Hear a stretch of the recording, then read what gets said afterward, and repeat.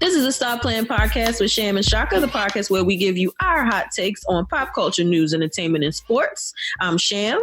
I'm Shaka. What's going on, Sham? Not much. What's going on with you? The apocalypse. Armageddon. Right. Other than that, nothing, right? Right, no, nothing else. Yeah.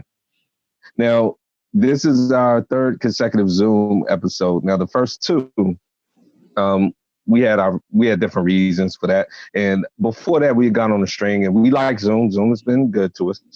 But, we tried to be together as much as possible. But Sham, I think today what we're doing is we're practicing what they call social distancing. Is that correct?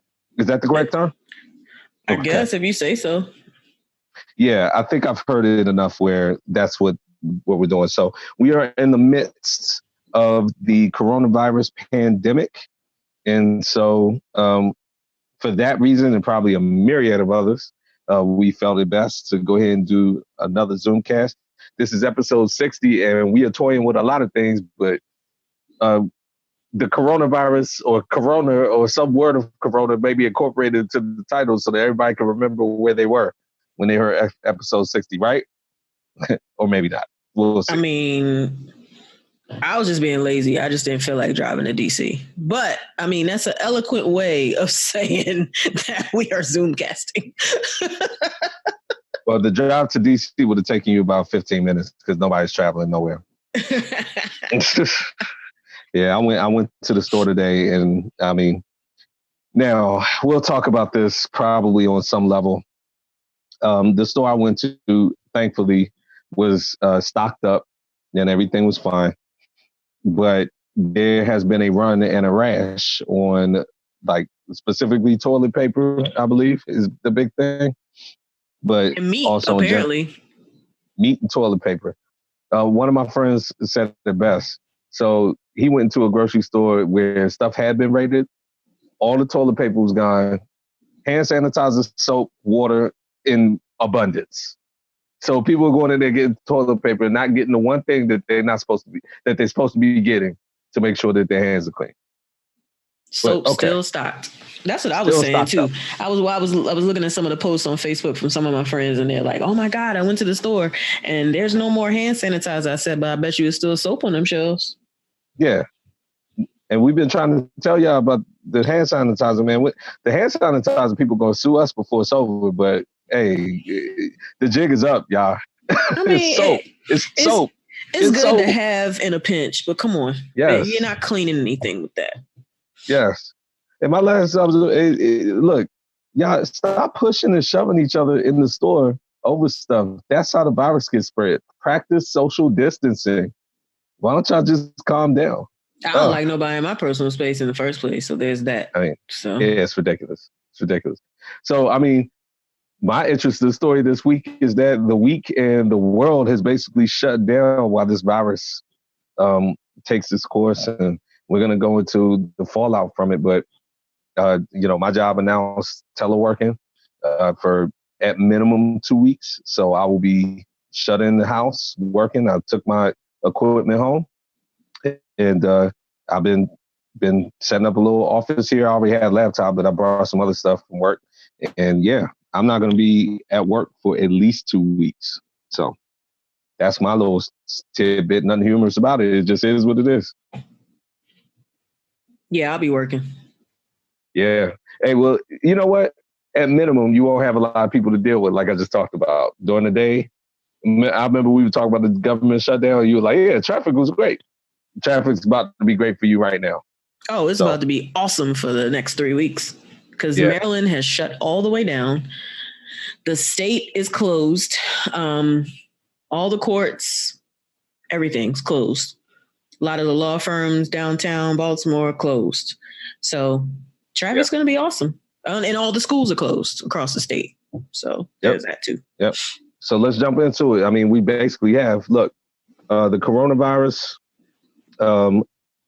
it has obviously gotten out, as we talked about. And really, a lot of the things this week, a lot of the stories this week has been about the response and the fallout over the world, and then specifically here in the United States. So over the course of the show, we'll go into detail about a lot of the other effects of the fallout. But in a general sense, I mean, the economy, everything, whether it's sports, entertainment, day-to-day functions. You just talked about municipalities, government, states one by one have shut down operations, specifically schools, government work. The thing is, though, that they're doing it on a state level. And a state of emergency for the U.S. was just declared on Thursday, I believe, or Friday, one of the two, on the 13th. It was Friday. Friday the 13th, correct. The president had his press conference. But before that, governors were taking matters into their own hands. And, Sham, I think we both would agree, and everyone would agree, rightfully so, because, I mean, there was just no leadership on 45's level on any of this, I guess, response to how the country should handle this. So Maryland has shut down for 3 weeks. I think D.C. has shut down for at least a couple weeks. They've also shut down Metro. So the two of us, that's how it affects the two of us. Virginia has shut down for at least 3 weeks. Out on the West Coast, I know for a fact Washington State has shut down for 6 weeks. They needed to shut down. They had the most deaths. That was a big epicenter there, out there. So they've had all the deaths, I think, right? You mean in the country? In the U.S., like they've no. There've been deaths other places. Oh, okay. I hadn't. Yeah. Now it started. A lot of them started there, and they were concentrated in a nursing home there. But no, in terms of deaths in the U.S., no, it's definitely been sprinkled around. But to your point, it definitely was an epicenter. There's no question. Washington State and also California. So, I mean, life it's beginning to come to a standstill. I think we'll really feel it next week. So today is the 14th of March, Saturday the 14th. I think after this weekend, once we get back into the work week on Monday, we will start to see the impact of this. And parents are already feeling it. I mean, we've heard people talk about their childcare issues. That was a big one. And then Sham, I mean, when you heard the story, you knew this, but then to hear the statistics when they were talking about how they were shutting down schools and how 50 million people are in school, or 55 million kids are in school. I saw this on CNN. And out of those, half of those kids depend, with the capital D, on school for meals. Like, that's where they get their food. So once that happened, once that sort of was more known and more exposed, people had to really mobilize and understand, okay, what are we going to do for these, primarily low-income children who can't get food otherwise except when they're in schools. So a lot of that goes into what we're talking about with the response. So in general, though, I mean, how has it affected you otherwise? I mean, obviously work. I say otherwise like it's nothing. How has it affected you? Like your parents and stuff like that? My mom's like just really concerned because her immune system is compromised right now because she has cancer. So she'd asking me every day what either one of my jobs are doing to kind of like protect us and this and this and that. And I'm like, hey, they saying what everybody else is saying. Just wash your hands and try to stay away from people. Like, I can't tell you anything other than that. Yeah. Yeah. I think she even got under my skin a little bit because last night I went to urgent care. Yeah. Because I've been having a sore throat for like 2 weeks. Okay. And I have sore throats probably about once or a couple times a year, but this time it's been extremely long. And usually when I take like zinc lozenges, it kind of helps, but it hadn't. Yeah. And then I stopped and got some like allergy medication yesterday. And then I just started to feel like a lot of pressure and my chest started hurting. So then thoughts just started running through my head. I said, let me just go. So I went and then they were like, yeah, there's nothing wrong with you. You have no fever. You don't have strep throat. You don't have the flu. Your lungs look perfect. Like, you're good. So, I mean, I guess, and that's probably the reason. And I'm by no means like a hypochondriac or anything like that. Like I don't presume to be sick, but she got me thinking that, you know, with this going on, let me just go get checked out. And I think that's the reason why you don't see a list of places you can go to get that test, because they don't want people just running up in there thinking that they need to be tested just because they have like a little bit of symptoms.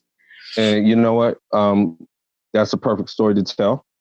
You were doing a responsible thing. Not only do you have, I mean, you know, I don't think either one of our parents will want us to stress it, but both of our parents are elderly and yours is sick and vulnerable. My mother reminds me all the time that we both have a weak immune system. We have an immune deficiency or whatever. But the point being, one of the things that people our age and younger, quite frankly, are encouraged to do is look, I mean, make sure your parents are okay. And in your case, you're a caretaker, but try to avoid unnecessary contact with them if you feel like you've been sick, because that will then go over to them. So you were doing a responsible thing for both yourself and your mother.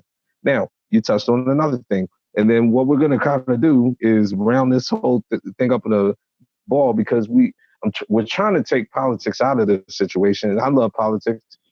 And so I'm not really going to make it about a lot about that, but there's just some observations that have to be made. You talked about testing. Now, they don't want people running into the hospital getting a test. Why? One of the reasons, they don't have enough tests by any stretch, like not even close. They don't have even a modicum of the amount of testing that they need. And so they can't have everybody coming to the hospital. So flowing into some of our other stories, that's one of the things that the president of the United States, 45, was supposed to be addressing. No, but he got tested today. Yes, he did. After lying about it for weeks. Now, and then he said he won't have the results for 3 days. Okay, why does it take you 3 days, lie. But it takes everybody else within minutes? Another lie. The man has it, in my opinion. I know. I think he's lying. Definitely. Yeah, he's lying about everything. But so he has a press conference. Well, first of all, he has a State of the Union on Wednesday. That goes horribly. Okay, or not State of the Union, excuse me, a speech from the Oval Office, an address, a primetime address from the Oval Office. It's the third time he's done it. It's a big deal. Anytime the president does that, it's supposed to basically, during a time of crisis, be the president's moment to say, everyone calm down. I have this situation under control. Okay? That's literally the summary of every presidential address. That's my summary right there. He did the opposite of that. He was out there looking scared, looking uncomfortable. He actually looked quite un-45. Wasn't reading the prompter right, telling all kinds of lies, getting stuff wrong. And then he got basically killed for it. He looked weak. He looked very weak. It was the opposite of how he wanted to look and how his people wanted him to look out there.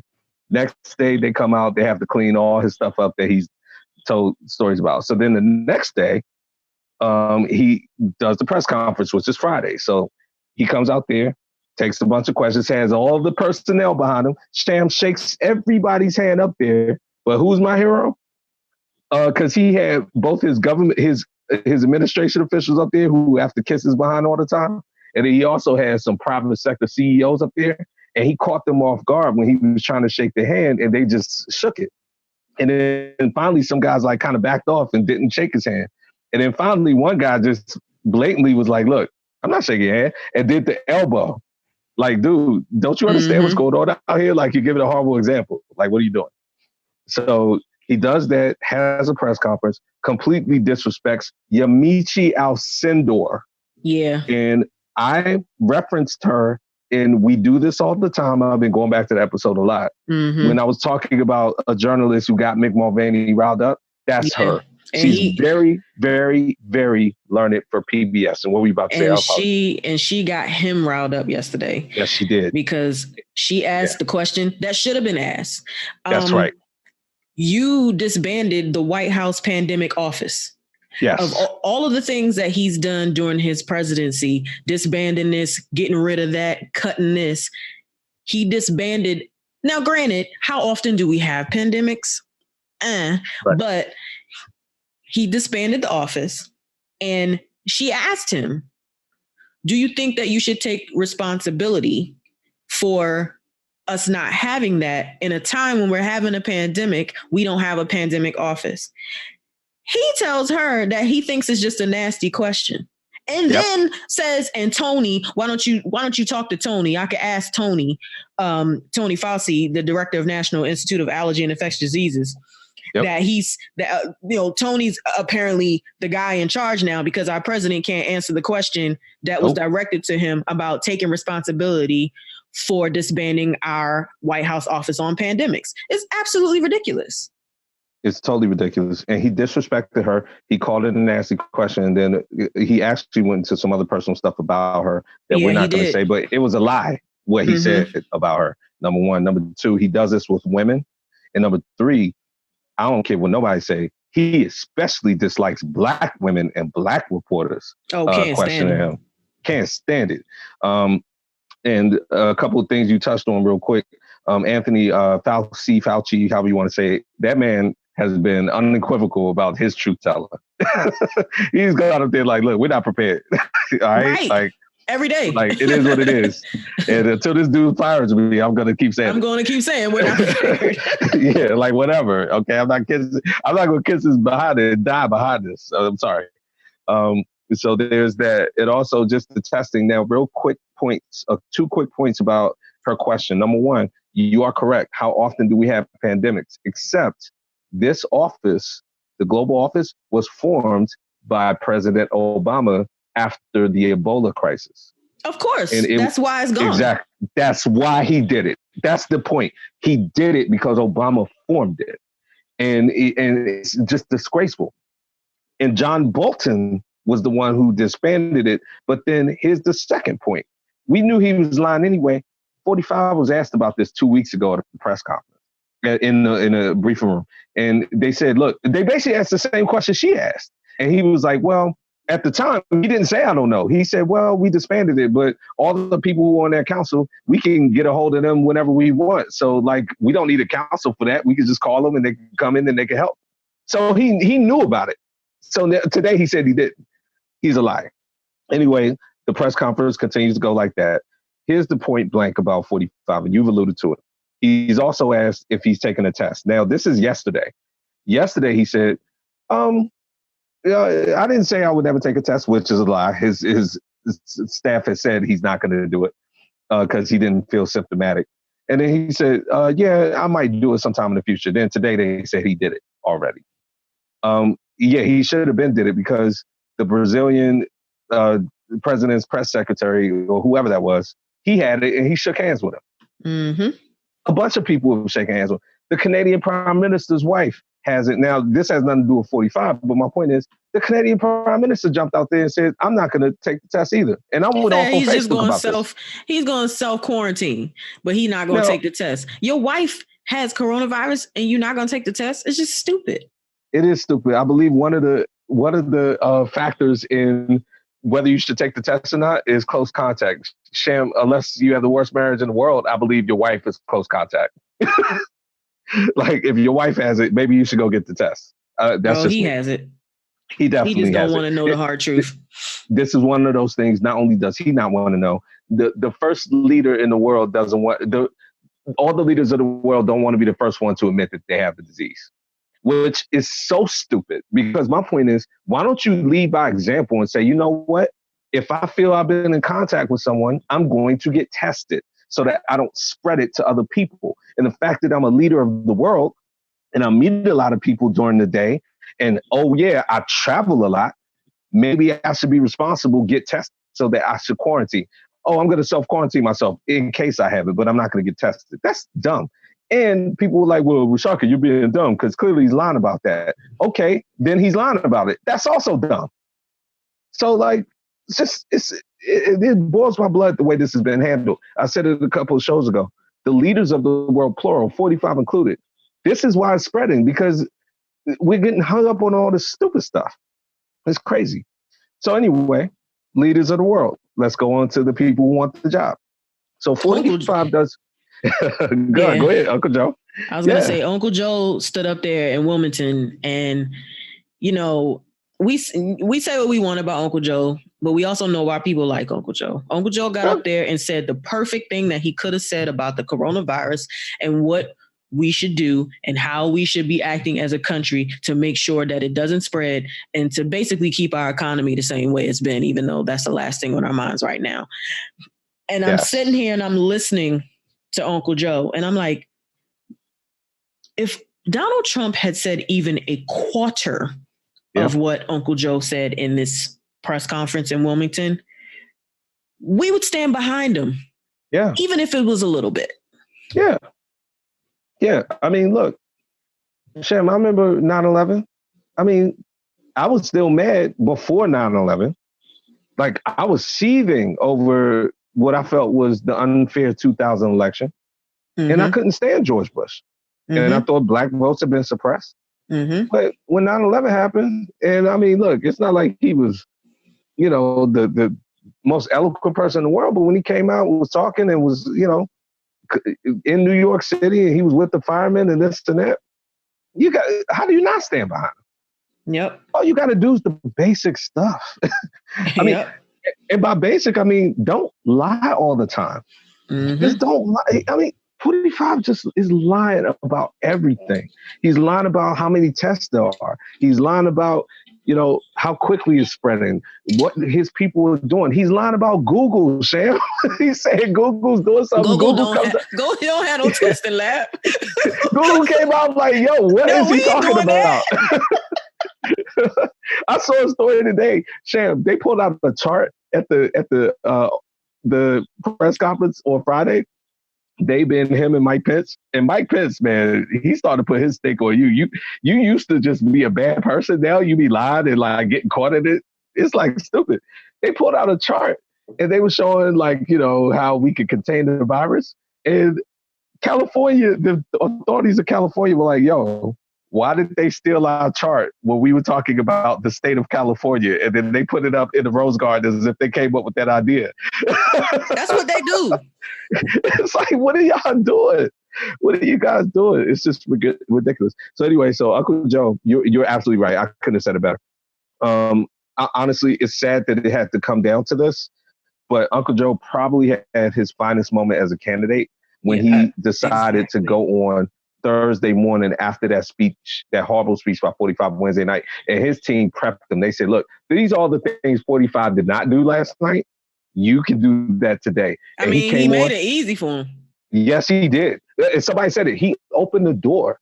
Absolutely. He came up and said, this is what I would do. I would do this, and this, and, whatever. And then Bernie Sanders came on later and did the same thing. And, the stark contrast between Bernie Sanders and Uncle Joe is that Bernie Sanders has that fire where he was like, look, Trump and his administration is incompetent. Like Biden didn't say that, but he didn't need to say that. So he just kind of was like, look, I would do this, and this, and the president has mishandled it. I want Bernie Sanders' fire into Joe Biden when the time comes, when the election is won. So, all right. So now we've talked about them. They have a debate tomorrow, but let's kind of pivot real quick and wrap this up. Joe Biden and Bernie Sanders you always like to remind me Tulsi Gabbard's in it, right? She's standing by like, shoot, they might get the virus. Hey, Sham, you sent me a meme. Sham sent me a meme, had me cracking up. And you guys may have seen this meme. They were like, your opponents are 70 plus and the virus is wiping that population out. And it showed Tulsi Gabbard smiling and waving. I posted it on our Instagram, the Stop Playing Podcast on Instagram. Yes. A tad maybe distasteful, I don't know, but we love it. Whatever. It's funny. I'm here for distastefulness. See me. That was all me. Yeah, at Chef.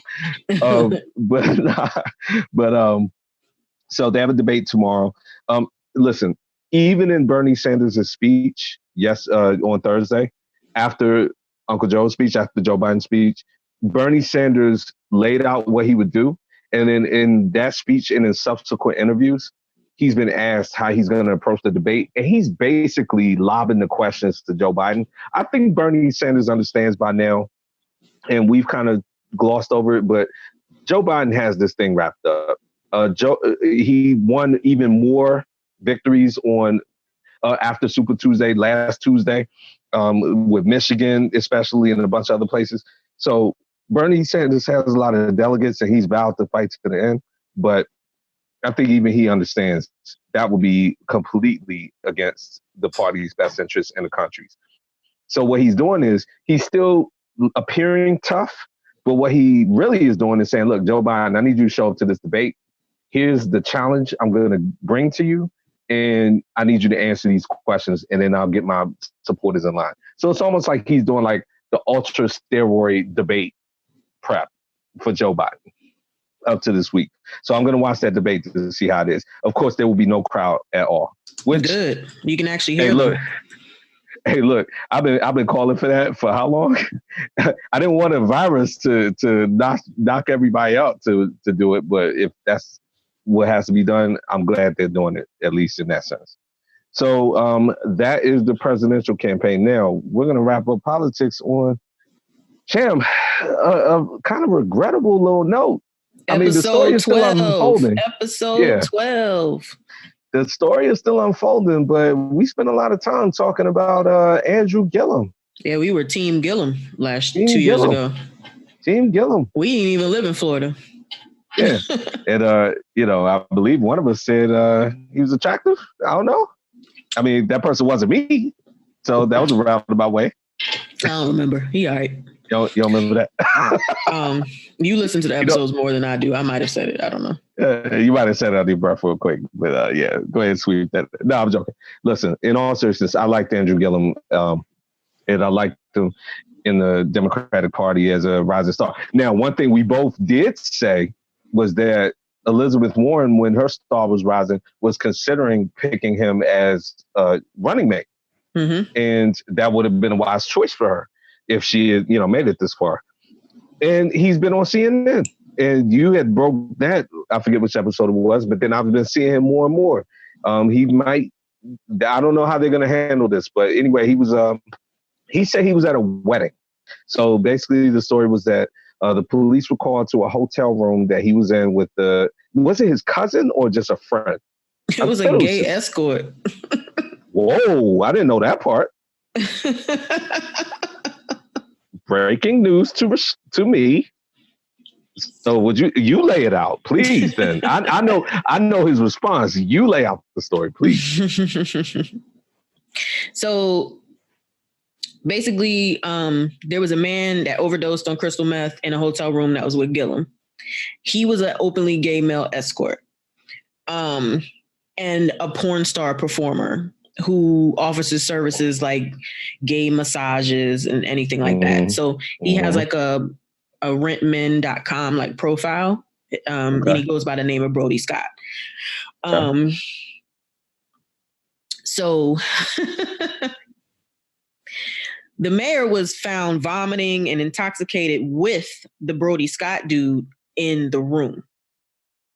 Now, I don't really know if he was with his cousin or what, but this article that I'm reading only talks about those two and a third guy. Yeah, there were three guys later. Yes. Aldo Mahias. So actually, I think the third guy was the one that called the cops because the two of them were so sick. Right. Yeah. So he came, they invited him or whatever, and he got there, and they both were either throwing up or just incoherent. And he was they were in such bad shape that he was like, yo, like, I need to call the cops and bring them here. So, yeah. So that's the story. He was hanging out with a gay escort. Okay. Well, didn't know that part. Is Andrew Gillum married? I didn't even know any of this. He is married. Been married since 2009. Oh, wow. Okay. Well, gonna have some explaining to do on that front. But his story was that he went to a wedding. He was down there for a wedding. And I mean, he lives in Florida, but the point being, he was there for a wedding. And that he partied too hard at the wedding and then went to the hotel room just to kind of after party. He kind of glossed over. He was just like, I was just partying too hard. And he put out a statement saying, I'm going to spend some time with my family and step away from things for a while. Now, here's the interesting thing, and then we can move on. Don Lemon got in trouble a couple months ago, for potential harassment. I mean, this was a suit. CNN kind of like addressed it, and then I don't even know what's come up that. Maybe it's gotten dismissed. I don't know. But you haven't heard anything about it. That was about the guy in the bar that touched his junk. Exactly. Mm-hmm. So you have that. Now, Cuomo, his thing was more like he was just going to kick that dude's ass. So I don't think he really had any legal trouble behind that because he didn't really touch him. But the point being, it was caught on tape.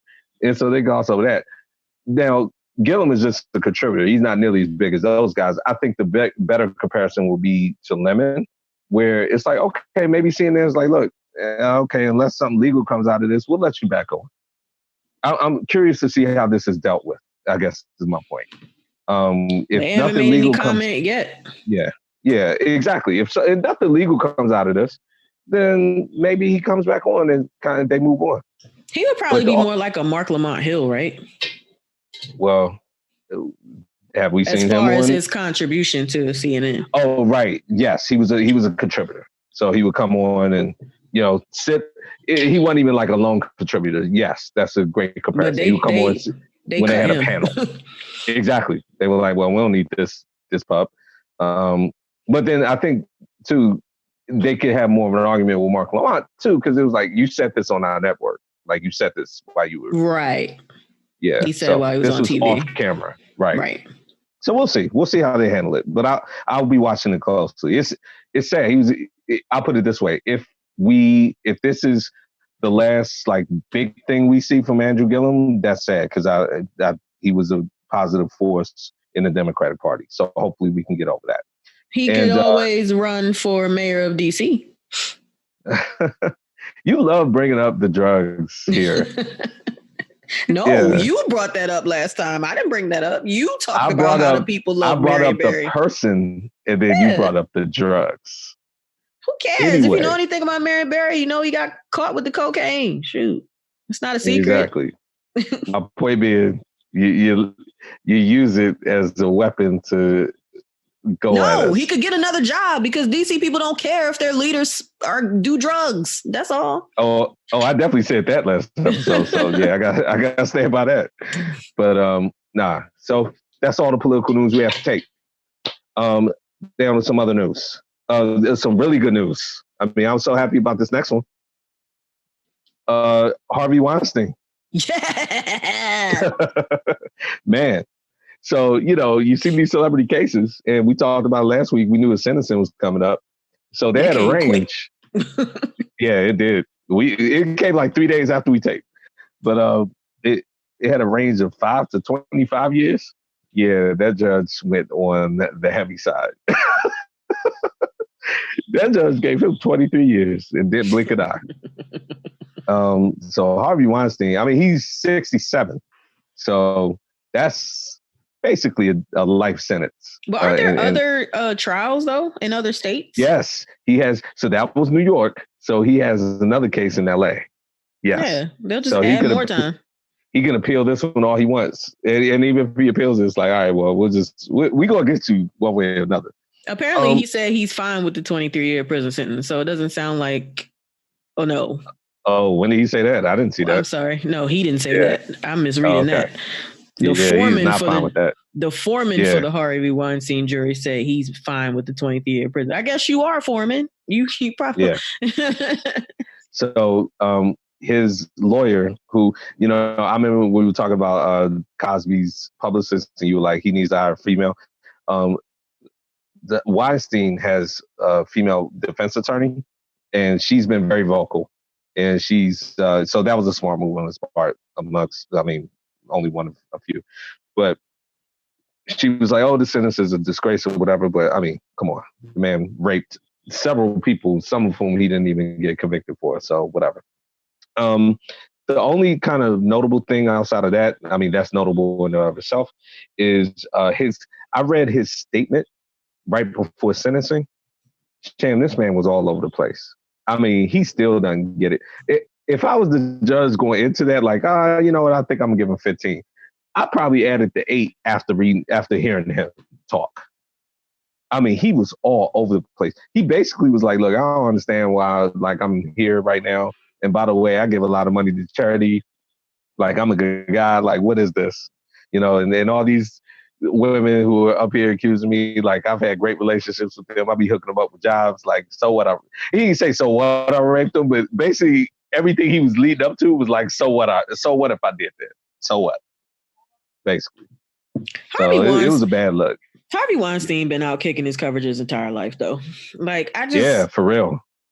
Look, his wife, his ex-wife now, Georgina Chapman, gorgeous. Like, founder of fashion brand Marchesa. She was a judge on Project Runway for several years. That's why I know about her.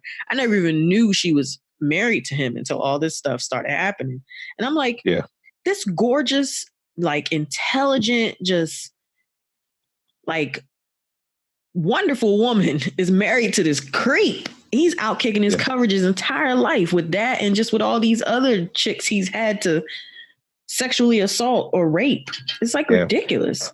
I mean, he's a creep and a horrible person. His coverage was power, and he knew how to weaponize his power. In an industry, I think even when you read his statements and when you kind of uncover his case, what you realize is that, you know, how fragile a lot of these careers are and a lot of these personalities are.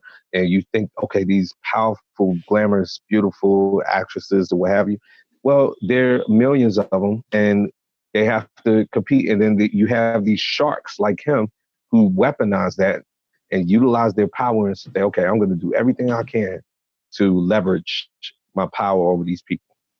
And he was an expert at it. I mean, expert.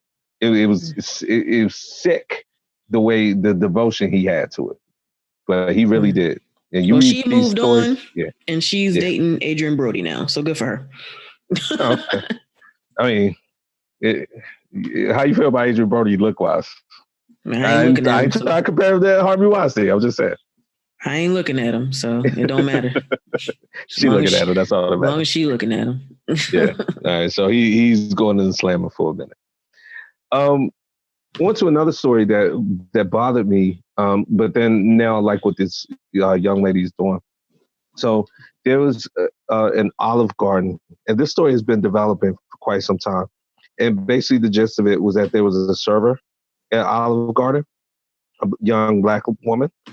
And when she was serving her customer, they then turned around and went to the manager and said, I want to be served by someone who is not Black.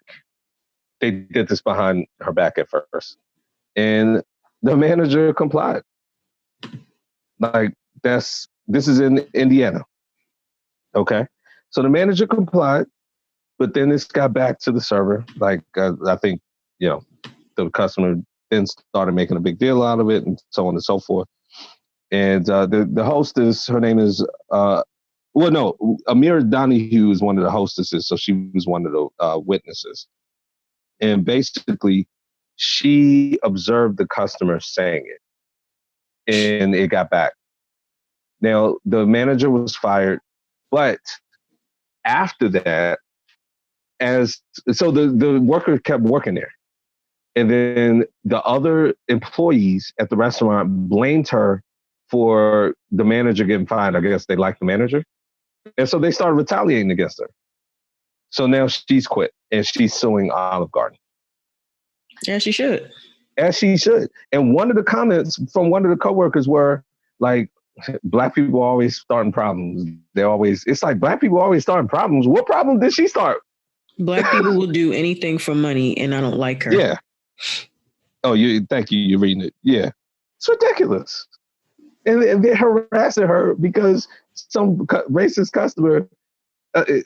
I'm glad she's suing them. I hope she ends up owning Olive Garden and then selling it for pieces. You know what I'm saying? A customer stood in the middle of the restaurant and started screaming, "Why don't you go work in a strip club?" Whoa, I didn't know that part. Wow. Yeah, folks is tripping in Evansville, Indiana. I mean, besides the racism, I haven't seen what she looks like. Well, why would they tell her that? Just because he's Black? Yeah. Oh, okay. All right. Well, maybe I should dig some more into the story, I guess is my point. Yeah, she looks like she could be biracial, but The texture of her hair looks like she could be biracial, but she is a brown woman. Okay. She said that people would question whether or not she was Black or if she was even from America. I mean, why the hell? Look, you know what? America, wake up, man. Racism. This is the stuff that y'all say, why do we pull the race card all the time? No, y'all throw the deck at us. Exactly. Just on the humble. Like, right. That's just regular for y'all. But as soon as we say, oh, it's about race, you talking to us about pulling the car. Oh, why? Yes. Because you couldn't pull it first? Like, shut up. Right. Good gracious. Ridiculous. She's a cute girl. She's attractive. Oh, yeah. I need to look her up. I've just been reading the story. Yeah, I'm intrigued. Hey, sweetheart, you go ahead and get your money to Olive Garden. If you need some non-legal counsel, just, podcast counsel, I got you. But anyway, and finally, on some good news, Sham. This is intriguing news, and I was hoping we could book in the news on this because all of the news has been dominated by a disease and a virus that's taken over and just changed our lives. So let's talk about a virus that changed our lives, like at the beginning of both me and your lives. Like most of our lives have been eclipsed by this virus, HIV. So HIV has gotten to the point where people still get it, and you're now seeing commercials about. Have you seen these commercials where they're talking about medication and stuff, and they're making it seem like it's like the common cold? Yeah. Have you seen these commercials? Mm-hmm. Yeah. So, and I think the message in the commercials is like, look, let's eliminate the stigma from having HIV. Like, these are the treatments and stuff like that. But the bottom line is it's still a devastating disease. And we remember, I believe the official year that is given its credit of coming out or whatever is 81, which is the year I was born. So it's overshadowed my whole life and most of yours. Anyway, there's been a second patient, and he's called the London patient. And that has been cured of the disease. Like he had HIV, he's gotten treatment, and he's been cured. Now, it's very unusual though. And actually this happened last year, but he remained anonymous the whole year and now has decided to reveal his identity. And it sounds like, you're kind of researched on it. So maybe you can lay that one out. Yeah. His name is Adam Castelleo. Mm-hmm. Castelleo. He's 40 years old. And the reason he was actually cured of HIV was he received a bone marrow transplant for lymphoma. And the donor actually carried a mutation that impeded the ability of HIV to enter cells. Yes. So he essentially replaced his immune system with one that was resistant to the virus, which is incredible. Right. And this was like intended to cure his cancer, but it ended up curing HIV. So I'm glad you said that. I read the whole article on this man, and you're better at laying out stories. So thank you. He had HIV first.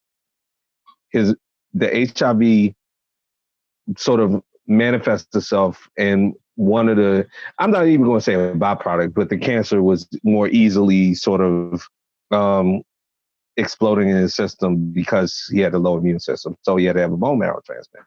So he found out about the HIV first. I read the article. He was very open. He was like, he felt like he got one death sentence, and then a couple of years later, he was treating HIV, and then he found out about the cancer. And then he had another death sentence. And he was just treating. But anyway, the long story short, to your point, yes, he had a bone marrow transplant. Now, there are other factors too. He's half Dutch and half like Hispanic. And a lot of people believe that it's kind of a certain sort of cocktail of his blood and his mixture, in addition to the fact that he had to have his whole immune system replaced. And all these factors work together to cure him. Now, he had to be taken to the brink of death to do this. So the unfortunate part is it's not like they can say, okay, well, let's just go ahead and extract whatever we did from him and make a vaccine and we're good. That's not the case, but the man is completely cured. He no longer has the virus. It no longer manifests itself. Nothing. and he is the second person. However, you can, even put this in perspective. The fact that we're sitting here saying someone had HIV and was cured, and it wasn't just a fluke with one person, but now we have a second person. I mean, that's incredible. I don't think anyone would have thought. People always, say Magic Johnson, quote unquote, has been cured. No, his HIV levels are pretty much non-existent, but he still has the virus. You know what I'm saying? He if he stopped taking his medicine, it will manifest itself like in big time, in a matter of probably weeks, if not months or whatever. So this is a big step in medicine. And medicine right now is like the most critical thing in the whole world. So I thought I'd end that on a good note. Yay. Yeah. Yay for medicine. Yay for research. So Sham, speaking of the virus, so it has spread out its impact, as we alluded to earlier. We usually do news, entertainment, and sports. Well, a lot of that has been hollowed out, hasn't it? Yeah, it's all running together tonight. Yeah. So there have been a few sort of shifts and movements that have had to take place. I had said cancellations, and that was the wrong word. I think a lot of the response has been, okay, let's delay things, postpone them, shift them back. I did hear a few things about TV. Is there anything that jumps out with you on television that's been kind of moved around because of this? No. Yeah, your show's still running there. Sham and I, you were talking about this. You and I were talking about this. If you have a show coming out right now, I will guess now's the time to run it, correct? Absolutely. There's going to be so many people sitting at home. You got a pilot, throw it out there. Mm-hmm. You got a pilot or something you said before the show. If you got a show that is kind of, struggling a little bit, you trying to get some legs, hey, how about now's the time to just shove it down everybody's throat, and then you could really see if people like it or not. And if it's not just too many people are going out right now, so then that's why they're not watching it. No, you know what? People were at home. So either they like it or they don't. Go ahead and put it out there. You know what the CW does, which I respect a lot? The CW airs, they'll premiere a show. And if they feel like at some point during the season that they're not getting enough traction, they'll dump it on Netflix. They did that with the reboot of Dynasty, and they did that with the show called All American. They dumped it into Netflix because people don't want to wait. They got to have everything now. They binge watched, ratings went through the roof, and now they've had subsequent seasons because of that. So that's smart. Hey, networks, I'm giving you advice here. Whoever had that idea should get a promotion. I'm all about that.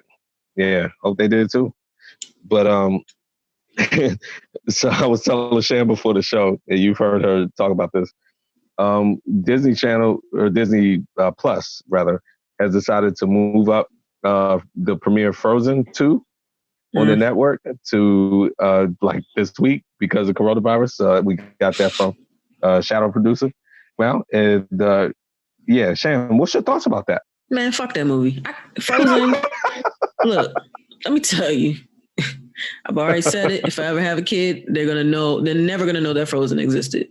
Their friends gonna be talking about it at school, and they're gonna be like, "Ma, they're talking about some movie called Frozen." I'm like, I don't know what you're talking about. Wow, you're gonna deprive your kid. See, we were laughing about this. How many parents are happy about that though? Because they can literally sit their kid in front of a TV and Frozen. I mean, it just entrances them. You know how many parents are going to be in anguish because their kids are going to be singing those songs at the top of their lungs? I mean, they should be like those commercials where the parents put their headphones on. Responsible parents would show them Lion King and Little Mermaid and grow them up on our stuff. Yep. That's what a responsible parent would do. Then they're going to go to school and talk about all those movies, and all the kids going to be like, what you talking about, man? They'll be like us going to school and talking about shows in black and white with Fresh Prince is coming on. Like, come on. Yeah, I love the kids get with the times, man. They like Frozen, Sham. Nope. That's what the kids like. You going to deprive your son or daughter of Frozen. There's a whole Disney catalog of movies. They will not be deprived. This is the new thing. They will watch all the Marvel films. Okay, cool. So they can cry when their favorite characters get dusted up. No, I didn't say Game of Thrones. I said Marvel films. But look, Infinity War does some Games of Thrones for you. But but it's TV. I think the live shows have been the most affected, obviously. So the shows have been taped to the point, sitcoms, stuff like that. They can go ahead and run their stuff. And actually, this will probably be a boom for them. But the live shows, the late night shows, Bill Maher, who I talked about last week, went on HBO and said point blank, look, we're going to have to go on hiatus. I was going to do it anyway, but now I got to do it sooner. Last week tonight, which we have not talked about, which is an awesome show on HBO, which is kind of taking the place of Bill Maher, in my opinion, because he talks politics in a lot better way. John Oliver, he has announced he will tape on Sunday, but then he's going off. So it's affecting the live shows. Colbert, Kimmel, all of them, they've already started canceling a lot of their shows, and I don't think they're going to take next week. So if you're live, this has affected you, obviously. The news networks are going on, but that's it. Now, let's go to the theater, though. So there have been some movie movements that have been jarring. Fast and Furious was getting ready to come out, Sham. And Vin Diesel went on Twitter and announced on Friday that the Fast and Furious that was supposed to come out, I want to say it was the end of April, beginning of May of this year, that has been pushed back all the way to 2021. They pushed that back a year because of the outbreak. Now, at first, I was sitting there like, why would they do that? 75% of their sales are international and primarily Europe. And since this has just devastated Europe, they knew that they wouldn't be able to get anybody in the seat. A year, though? I guess their whole thing is this is a summer movie. We think in Europe, I think this is their logic. Europe is going to take a long time to bounce back from this. And I'm sitting here talking trash. We don't know. I feel like America is like on the brink of it. We don't know what's going to happen here. But Europe is already devastated. So they figure we don't want to release this in the fall. We believe this is a summer movie. So we want to release it next spring/summer. That's their logic. Ticket sales in general are going to take a hit, though. You know, I've been getting a lot of emails from restaurants, companies, rewards programs that I've signed up for. And they've all been pretty much, I got about 30 emails yesterday, all talking about what they're doing to kind of try to counteract the spreading of the COVID-19 virus. Yeah. And AMC was like, they're selling 50% of the tickets. Like, they're not filling up theaters. They're only, because you know now they pre-seat tickets or whatever, or they pre-sell or whatever. You pick your seat. They're spreading them out throughout the theater so they don't have people sitting on top of each other. Like, they're definitely reducing the number of seats that they're selling at one theater showing. Yeah, and at the beginning of this thing, before like there were mass cancellations, New York had tried to limit the amount of people that could congregate, and Broadway, they were like, look, you can only fill up like half your capacity. And Broadway was like, well, what's the point of that? That's going to kill us. And then after that, Broadway was like, they started selling, I saw it on CNN, somebody said one of Broadway producers was selling Broadway tickets to top shows for $50. They basically begging people to come because they knew that people couldn't come. And to your point, I've been getting those emails too. And all the restaurant emails and all that, they're like, look, we're keeping stuff clean, guys. Like, y'all can still come. And we'll give you a discount, and we'll do this and we'll do that. They're begging people to come because this is killing them. So hopefully hopefully this week will be the week of like, okay, let's all calm down. Probably at the end of the week, once we get a big assessment after a lot of testing has gone out, hopefully, I mean, we'll know. Then we'll see what happens. next But Broadway went completely dark though, so they're done for now. Times Square is dark. Yeah, they're done. Times Square is dark. All right, so yeah, a bunch of movies. I said before, The Quiet Place, which I wanted to see. He announced he being Vin Diesel. No. I forget the guy's name, but the guy from The Office. Steve Carell. No, the guy, A Quiet Place. I mean, I don't know. I ain't seeing that shit. I know. That's what I was. So you kept guessing. I was like, all right, don't worry about it. I'm trying to move you along. Krasinski. I was about to just say it, but Krasinski is his name. Whatever. He produced it. Emily Blunt's his wife. She's in it. He pushed the movie. No, she's worth seeing. Fall. You said what? She's worth seeing. Yeah. So she's definitely working. So he pushed that movie as well. So I was looking forward to that. So those are the two big movies that were pushed. Now, we talked about in-house entertainment. So subject we also talked about, Nipsey Hussle. The BBC has decided that they're going to do a documentary on, the official title is The Mysterious Death of Nipsey Hussle. And they're going to go knee-deep into Nipsey Hussle's connections, obviously with his former gang life, and then rap, and then also obviously Eric Holder. And their position is that, look, yeah, okay, everyone knows Eric Holder, or we all think Eric Holder was the trigger man, but it's deeper than just some argument they had that day, and that other people clearly were involved. Somebody prompted Eric Holder to do this. There are a lot of reasons Nipsey Hussle got killed, and BBC is giving this like Who Shot Kennedy type treatment. Like, they're doing a documentary. It's going on Netflix. It premieres on March 26th. Or, excuse me. Well, they're going to, I think Simon will release it, both BBC and Netflix. So I thought that was very interesting that they would take such an interest in. But as you've said many times, BBC, they're on their job, aren't they? They're just better than us. Yeah. It's like, you know what? We'll take stuff that you Americans should be interested in, and we just do it better.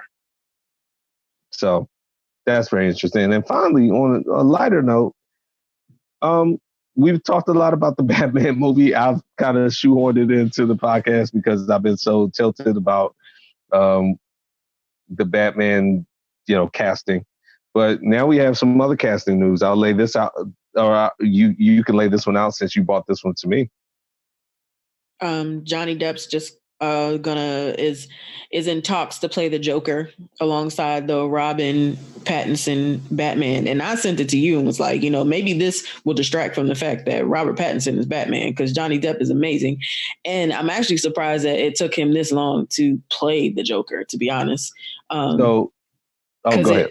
Well, I mean, they're just in talks, but because Johnny Depp seems like the type of dude that should be playing the Joker.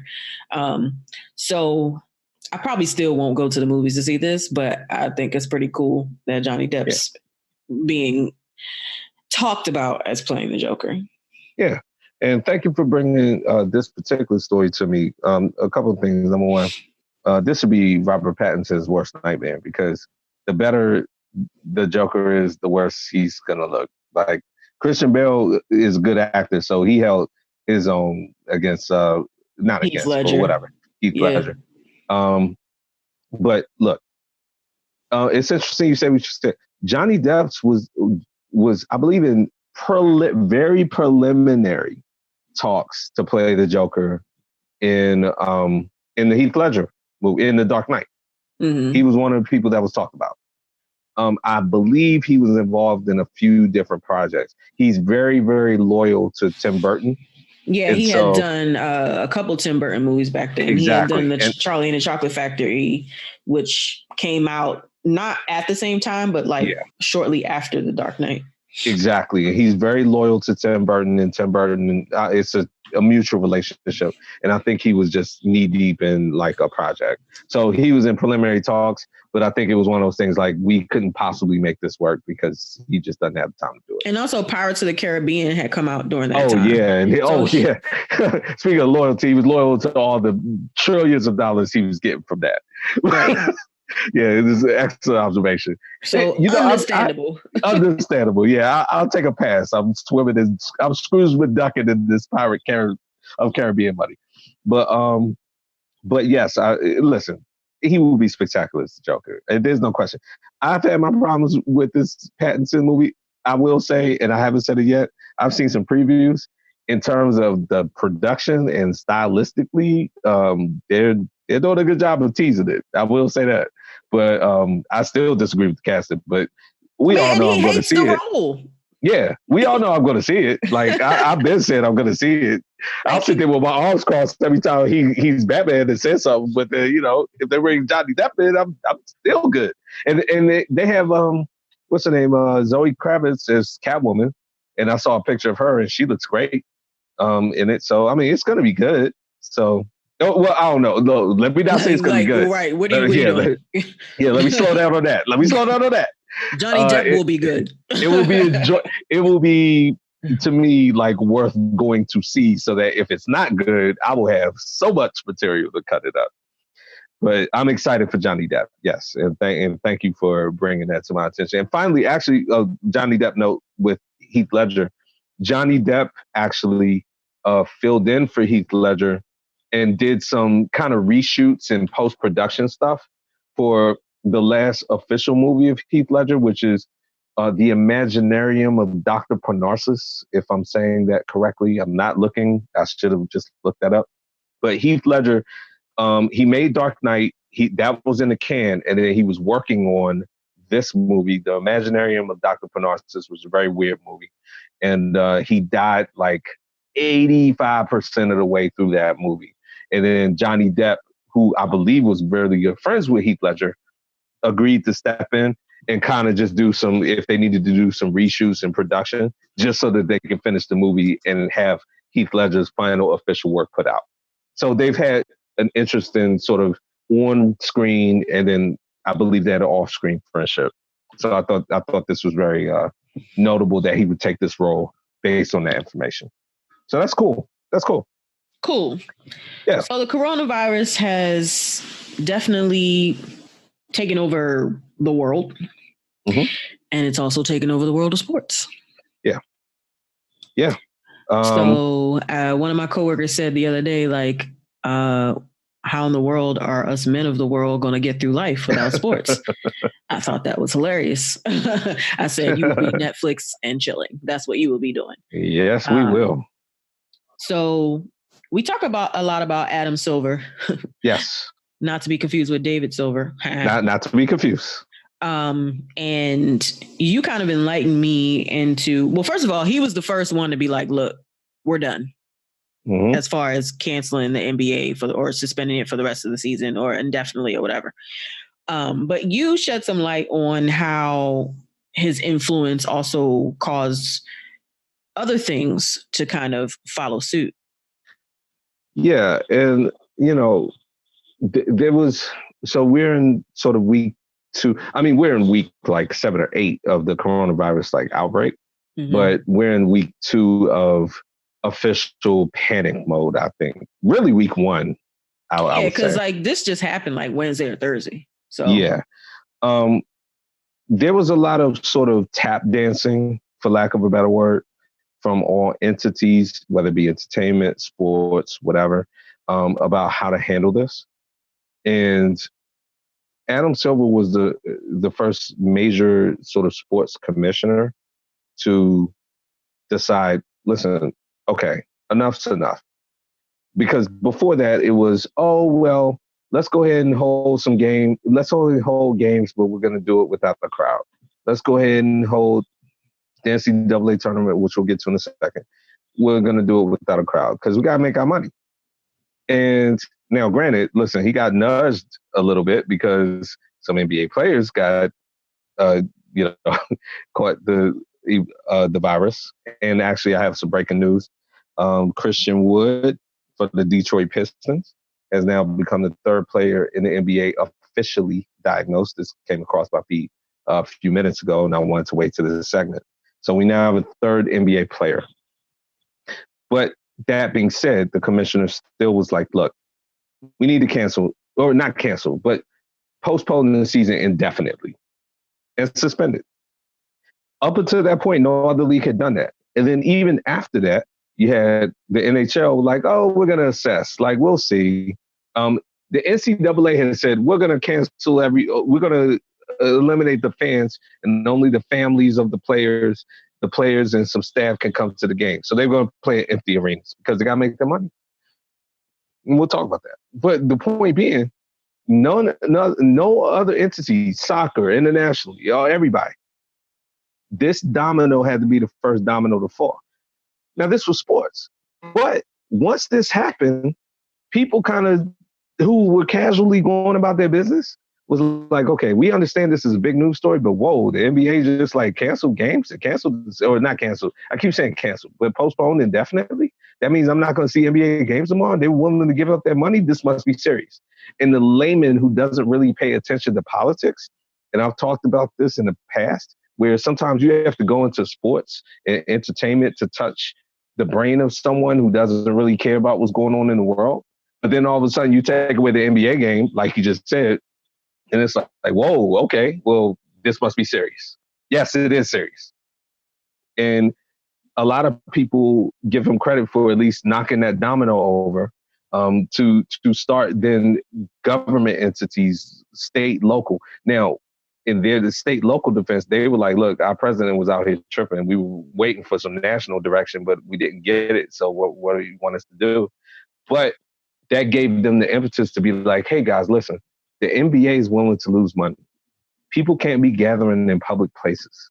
So now we have the fuel to cancel all kinds of things, concerts, things of that nature that involve a bunch of people going to public places. And so a lot of people, an article came out today that gave him credit for doing that because you don't want to be the first to do something and people go against it. But sometimes it's got to be like, look, this is common sense. This is an epidemic. Pure and simple. So, that was, I think, very interesting in that respect. That sports kind of drove the story. But yeah, so the NBA, now that there are no games to talk about, we could follow up on an NBA story from last week that'll give us some joy. Sham, we were hoping that Charles Barkley would come back and clap back on Draymond. Were we not? Oh, we weren't hoping. It was just when. Yeah, we were hoping / expecting. Yeah, we knew it was happening, but it was just a matter of when. So yeah, Charles Barkley clapped back because, Draymond disrespectfully came at Charles Barkley talking about he can't talk basketball with him because he don't know enough and he's not qualified, which is ridiculous. Yeah. So Charles Barkley came back and was like, look, Draymond's like the low man in the boy band. Ain't nobody coming to see him. They all coming to see Justin Timberlake. Yeah. Which I've kind of always alluded to. Yeah, he thinks people are cheering for him. He doesn't realize he's standing next to Justin Timberlake. I mean, you've alluded to it. Listen, I'll just outright say it. Draymond Green is a coattail rider to me. I disrespect him a lot more than other people do. To me, yeah, he has a certain set of skills, but those skills are very limited and like whatever. And his little integral part of Golden State was like riding. He rode coattails very well, and he did what they told him to do very well. But he it just sickened me the way he was talking about, and that's what fueled him to get his head this big, where he felt he could talk this way.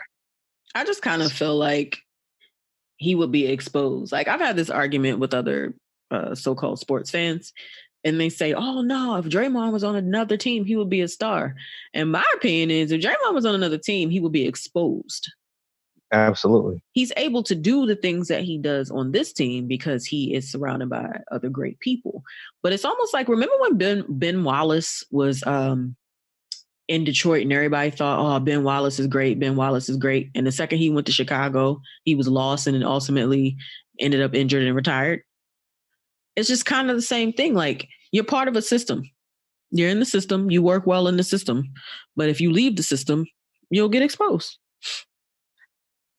your point is well taken, and you illustrated it great. I love Ben Wallace. Look, I was all quiet. I was like, wait, where's she going with this? What did she say? Please don't compare Ben Wallace to. Look, no, I get what you're saying. Ben Wallace was a one-dimensional player. To me, he played his one dimension miles better than Draymond. I believe Ben Wallace won Defensive Player of the Year once, if I'm not mistaken. He did. Yeah.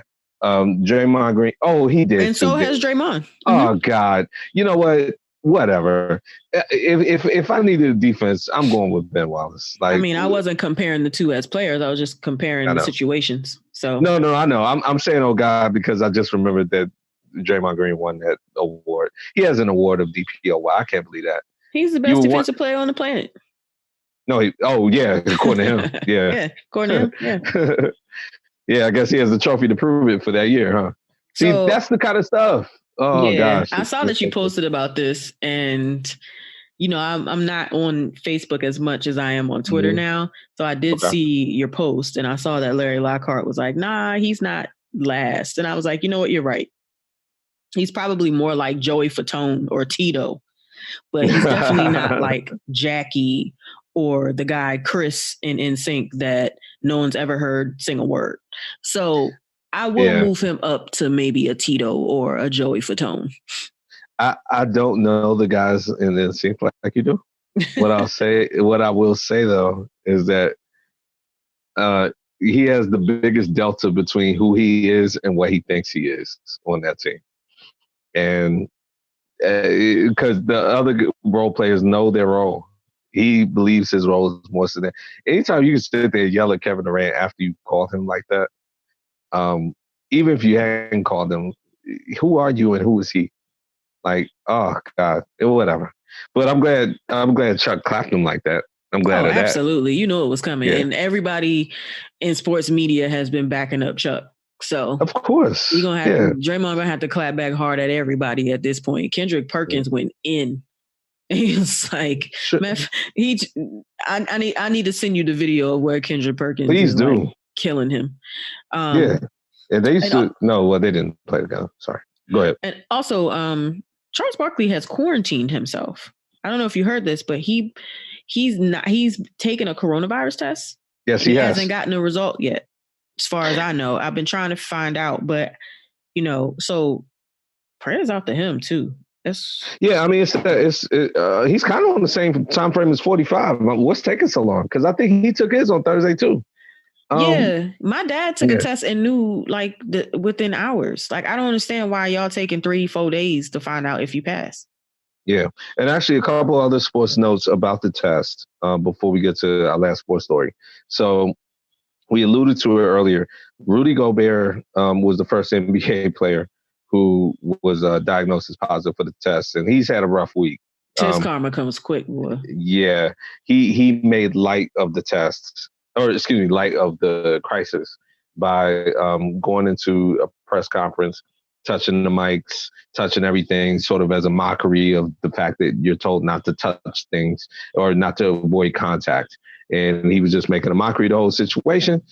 And then a couple of days later, he comes out as positive. Now, then after that, I believe the next day or maybe 2 days after that, Donovan Mitchell comes out. And he comes out positive. And then the story goes that a lot of Jazz players, whether anonymously or whatever, leaked out that Rudy Gobert had been pretty much acting up for a while about this test.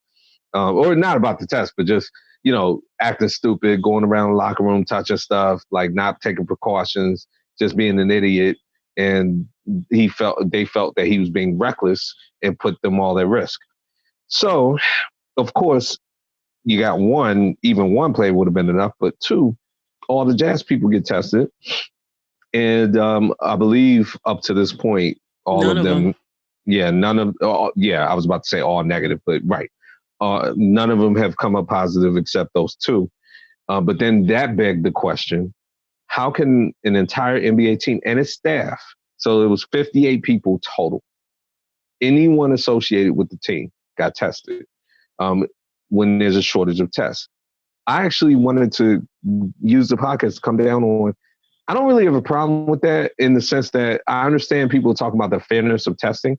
If you have a known carrier and a known environment in which it could spread quickly in a group of people who travel a lot and could spread it, I don't have a problem with them all getting tested immediately and getting that result. I understand the optics of the fact that they're an NBA team and it looks like they got all tested really quickly because they have money. But the point is, you have a known case in a sports environment in which it could spread quickly. Diseases spread in locker rooms very quickly. That's why you have staph infections and stuff like that, and even the flu and stuff that spreads quickly. So you have to contain it. It's not about how much money they have. It's about them being a unit of people in a close space for a long period of time to travel a lot. So I actually don't have a problem with that. And I want to get that out there. So they were playing Oklahoma City Thunder that night when they found out. Yeah. On the road when they found out. Yeah. So they all got quarantined in Oklahoma City for a couple of days. Correct. So did you hear about how Chris Paul was about to run up to Rudy Gobert and be like, hey, what's up, and shake his hand and give him a hug? And Jazz players were like, no. I did. And I'll let you lay that out. And that was even before we knew for sure that he had it. Because the folks on the team was like, nah, back away. And even Rudy Gobert wasn't even the one that was telling him to back away. It was other players. And then apparently Chris Paul ran back to his sideline and was like, don't go over there. Yep. And then was like, he was one of the leading voices, like, we're not playing this game and let's get everybody tested. Because as we pointed out in the past, Chris Paul is who? The president of the Players Association. Shan, have you noticed that Chris Paul is at like on either the outskirts or most of the time somewhere around the center of all the like important / just noteworthy stories of the NBA we talk about. I mean, at this rate, it's the good thing. yeah, he's just somewhere around. Like anything we involved in the NBA that's like off the court that's noteworthy. I guess that's the reason he's the president of the Players Association. Like the stuff just finds him and he just handles it. But anyway, but yeah, I did hear about that, and that's crazy. And the Jazz players were not happy about how he was acting. So nope. Yeah. So good for them for letting Chris Paul know, and then good for Chris Paul for turning around and saying, "Look, this ain't gonna happen." Yeah. So Rudy Gobert is going to have a tough time of it, though. He's been made sort of the poster boy. Look, he deserves to get clowned for how he was acting. Not clown, but like condemned. He didn't make an apology. But let's keep it 100. I mean, they're talking about this kid who he gave an autograph to. And here's my point. People were like, oh, he gave an autograph to a kid. Now the kid is sick.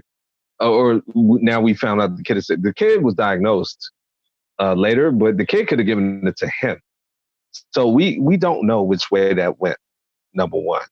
Number two, this virus was spreading and it was eventually going to get to anyone. I think I said it last time, Shan, and I hate to say it like this. I mean, the virus is spread. The virus is spread, right? I mean, I hate to say it, but we can quarantine ourselves all we want. One out of every two people we know is going to have it. It's just a matter of recovering from it if they're in good shape and moving on. It's ridiculous. Yeah. And I hate to be the harbinger of bad news, but we need to buckle up for that. So, one more cancellation we need to discuss, and this is a big one because this is a multi-million-dollar industry, if not for 1 month of the year, and that's March Madness. It began on Thursday, I want to say. I remember it very clearly because at first they were just canceling the conference tournaments. So I remember Duke was supposed to play at 2:30 on Thursday, and I was looking forward to that game. And then around like 1 o'clock, they were like, yeah, we're canceling the conference tournaments. So I was like, oh, great, whatever. So they're just going to ride this out.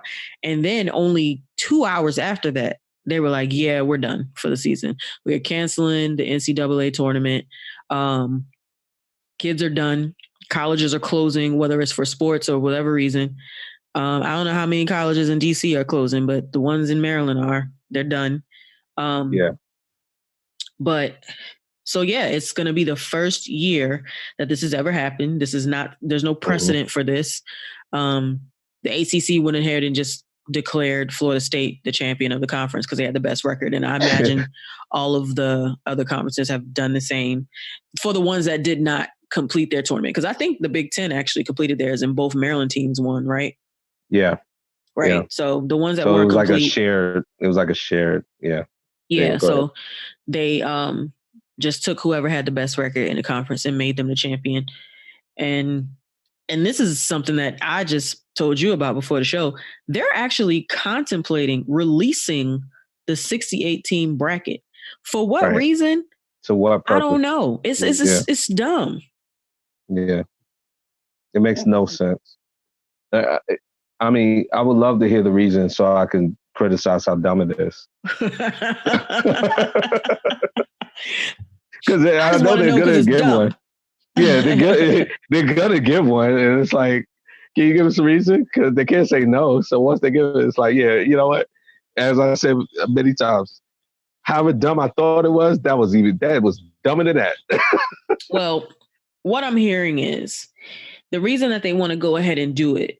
So for those teams that actually worked hard and for whatever reason maybe got into the tournament for the first time, like in school history, they want to put on paper that they recognize them for the work that they put into their season over the past 5+ months. Like they don't totally want to dismiss the fact that a lot of teams had their best seasons this year and they just wasn't able to get into the tournament. So this is almost like the reverse logic of vacating titles, right? So it's like if we say we vacated you, that means that what everyone saw you physically do didn't happen. Mm-hmm. So in this way, they're trying to do a good thing. If we put on paper that you made the tournament, then even though you didn't physically play in the tournament, everyone could just imagine that you played. Listen, I get it. Someone said it best. Especially if you're a senior, okay, and this was your last hurrah, and you're not gonna, especially if you're not gonna play in the NBA, that this is sort of your last big thing. I get it. I think there's a more, I guess, releasing the bracket is the way to do it. No, I don't know. I feel like they can accomplish this without putting out a bracket as if to say, hey, here's the bracket. Like, what do you mean? For all that, they can all get a participation trophy. Right. This is a big version of that. And I think these guys, especially the seniors I'm talking about who are 21, 22 years old, they're like, all right, man, that's nice, but we all know what happened here. I mean, I'd rather just be a senior and grow up and say, hey, man, we would have made the tournament. But I mean, the coronavirus wiped out the whole population. Or not population, but wiped out every event that was going to happen. But we were clearly going to make the tournament, because then the what ifs could be like the bubble teams could be like, yeah, we were going to make the tournament, right? Yeah. So they're still actually mulling over the idea, but I'm fairly certain that they're going to do it. And actually, they're going to do the selection committee is going to be like 10 people, and they're going to decide. I guess tomorrow night, like they would have done if it was a selection show. So now I have a big problem. Okay, so wipe out everything I just said. If you're going to have participation trophies, let's have them. You can't have participation trophies and then still go through the process as if you're going to take teams and kick them out. You can't kick people out of a non-existent tournament. Well, I mean, what other way would they do it unless you have these people sit around and put the teams in? I mean, I agree, which is why you shouldn't do this. If you're going to cancel the tournament, I didn't even think about that as I went through that whole little soliloquy, but now you just said it. And I'm like, okay, so you're going to take a bubble team and kick them out of a non-existent tournament? To your point, yes, a lot of them have been able to go through the conference tournaments, but not everyone, correct? Well, no. Well, at that point, you just take the best that's left. Right. So I think this is a situation. I've now thought of it. You know what? I completely disagree with this. If you're not going to have the tournament and you're not going to have the process that leads up to it, then you're going to have a selection show on basically shortened information. And look, this goes counter to what I'm talking about in the pros. And this will be maybe next episode where I'll talk about, look, you can have a shortened season and start the playoffs now. That's different. That's not a selection committee. That's just taking the records and throwing it in. This is a committee choosing based on, you know, strength of schedule and all that. There's too many factors. If you're eliminating it, let's just cancel the season. Everybody go home, get a participation trophy. You might have been good enough to get in the tournament. Sorry. The pros, it's like, this was your record. This is the playoffs. Let's go. We'll find out by Monday morning because that's when the brackets are normally released. Yep. Until then, this episode is over. Thank you for listening to this episode of the Stop Playing Podcast with Sham and Shaka. As always, you can find us on at @stop_playing pod on Twitter, Instagram at Stop Playing Podcast, and Facebook at Stop Playing Podcast. You can also email us at stopplayingpodcast@gmail.com. As always, keep your chips on the plate. No double dipping unless it's the podcast. And please wash your hands. We'll see you soon. Stop playing.